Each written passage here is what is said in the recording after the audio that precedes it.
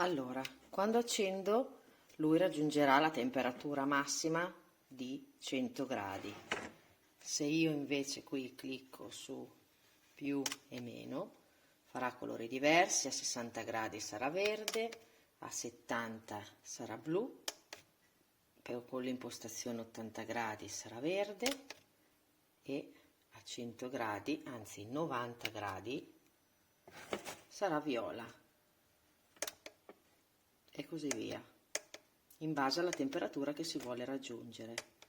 Se la voglio far bollire normalmente, accendo il tasto e l'acqua bollirà.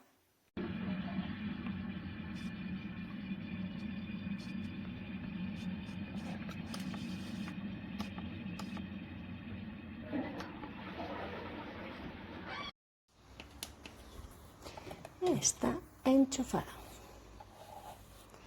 y ha dejado de funcionar y solo tiene un mes.